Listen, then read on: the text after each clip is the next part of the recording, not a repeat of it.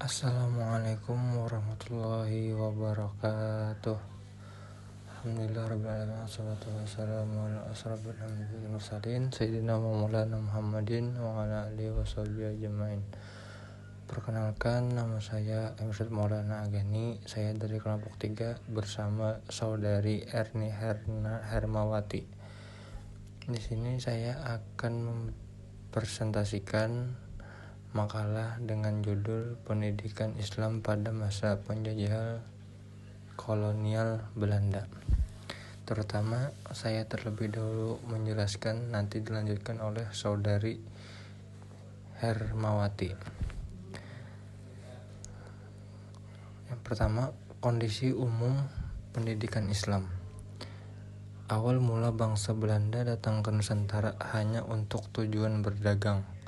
Tetapi karena kekayaan alam Nusantara yang sangat banyak, maka tujuan utama tadi berubah untuk menguasai wilayah Nusantara dan menanamkan pengaruh di Nusantara, sekaligus dengan mengembangkan pahamnya yang terkenal dengan semboyan 3G, yaitu glory atau kemenangan dan kekuasaan, gold atau emas atau kekayaan bangsa Indonesia, dan gospel atau dirangkum upaya salibisasi terhadap umat Islam Indonesia.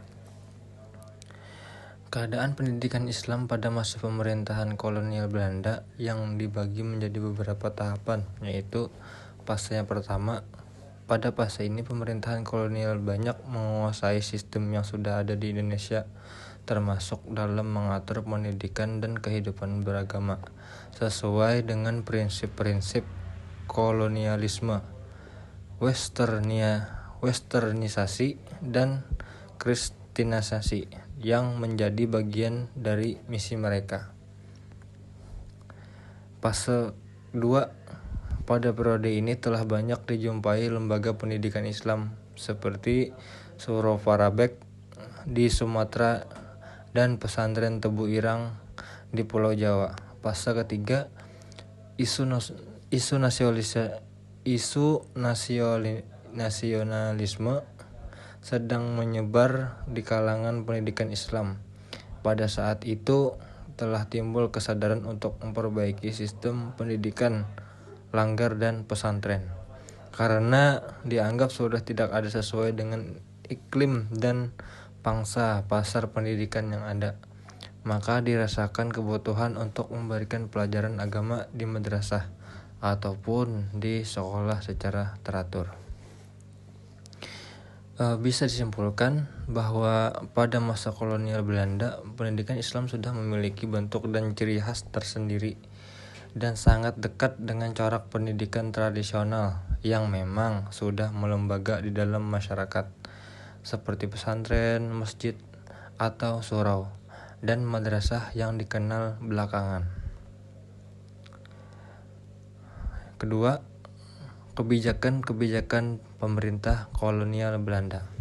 Berikut ini dikemukakan kebijakan kolonial Belanda terhadap pendidikan Islam. 1. Ordonansi Guru 16 yang berlaku sejak 2 November 1905. 2. Ordonansi Guru 119 berlaku sejak 1 Juni 1952. Yang ketiga, Ordonansi Sekolah Liar. Secara konsep, ordonansi ini tidak berlaku untuk lembaga pendidikan Islam. Namun, pada prakteknya sekolah-sekolah Islamiyah yang menanggung akibatnya, karena pendidikan Islam yang notabene dikelola oleh pribumi tanpa ada campur tangan pemerintah dalam pembiayaannya terancam ditutup. Karena pemerintahan mempunyai kewenangan memberantas dan menutup madrasah serta sekolah yang tidak ada izinnya atau memberikan pelajaran yang tidak disukai pemerintah Belanda.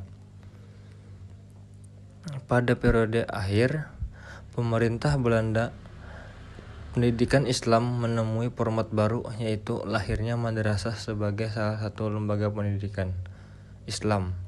Sekalipun usaha mendirikan madrasah masih bersifat pribadi atau organisasi dalam pengertian sempit, serta tidak ada pengaturan umum untuk mengikat mengenai bentuk kelembagaan, struktur, manajemen, dan kurikulum. Mungkin untuk pembahasan selanjutnya nanti akan disampaikan oleh teman kelompok saya, Saudari Erni Hermawati. Bismillahirrahmanirrahim warahmatullahi wabarakatuh. Perkenalkan, saya Erni Hermawati. Di sini saya ingin melanjutkan penjelasan dari partner saya, Muhammad Maulana Irsyad Agani. Baik, langsung pada materi, perkembangan kelembagaan Islam. Sebelum timbulnya sekolah dan universitas yang kemudian dikenal sebagai lembaga pendidikan formal, dalam dunia Islam sebenarnya telah berkembang lembaga-lembaga pendidikan Islam yang bersifat non-formal. Seiring perkembangan zaman, dalam puncak kemajuan ilmu dan budaya Islam, terjadi asimilasi budaya Islam dan budaya luar, sehingga muncullah berbagai ilmu diantaranya matematika, fisika, kimia, dan masih banyak yang lain. Lanjut, adapun lembaga-lembaga pendidikan Islam yang bercorak non-formal tersebut adalah yang pertama ada Kutab sebagai lembaga pendidikan dasar, di mana Kutab di sini adalah media pertama mengajarkan, membaca dan menulis Al-Quran pada zaman Rasulullah. Seiring berkembangnya zaman, Kutab ini dibagi menjadi dua. Yang pertama ada non-agama dan yang kedua ada ilmu agama. Yang kedua ada pendidikan rendah di istana. Terbentuknya pendidikan ini karena anak-anak pejabat yang ingin dibekali agar untuk kemampuannya di masa yang akan datang. Pendidikan di sini berbeda dengan Kutab, di mana perencanaan pembelajaran dilakukan oleh orang tua agar tujuan dari orang tuanya tercapai dengan pembelajaran tersebut. Yang ketiga ada toko-toko kitab. Saudagar-saudagar penjual buku di sana tidak hanya mencari keuntungan, namun ada sebagian dari mereka adalah sastrawan-sastrawan yang memilih menjual buku agar bisa membaca, menelaah, dan bertemu dengan para ulama. Yang keempat ada rumah-rumah para ulama. Yang kelima ada majelis dan salon kesusastraan, di mana di sana perkumpulan para khalifah yang membahas tentang macam-macam keilmuan. Selanjutnya ada bidah, padang pasir, dusun tempat tinggal badui. Selanjutnya rumah sakit, perpustakaan, masjid, dan ribat atau khanikah, yaitu tempat tinggal tentara di perbatasan untuk melindungi pertahanan. Selanjutnya ada perbedaan penyelenggaraan pendidikan Islam antara sebelum dan sesudah tahun 1900. Sebelum tahun 1900, orang-orang mengenal pendidikan Islam secara perorangan, secara rumah tangga, secara surau, langgar, ataupun masjid, di mana pendidikan Islam secara perorangan dan rumah tangga ini dinilai sangat praktis. Mereka hanya membahas tentang ketuhanan, keimanan, dan masalah-masalah tentang ibadah. Lain halnya setelah itu dalam periode selanjutnya, yaitu periode peralihan. Telah banyak berdiri tempat pendidikan Islam yang terkenal.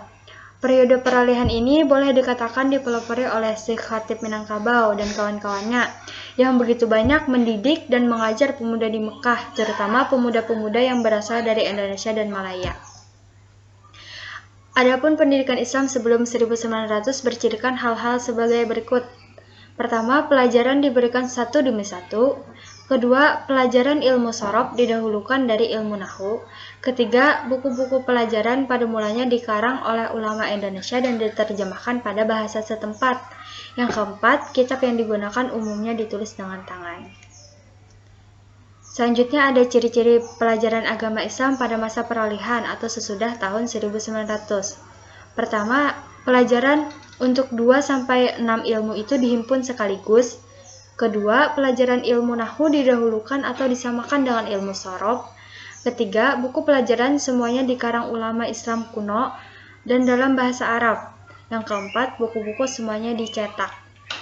Sekian penjelasan dari kelompok 3, semoga dapat dipahami. Assalamualaikum warahmatullahi wabarakatuh.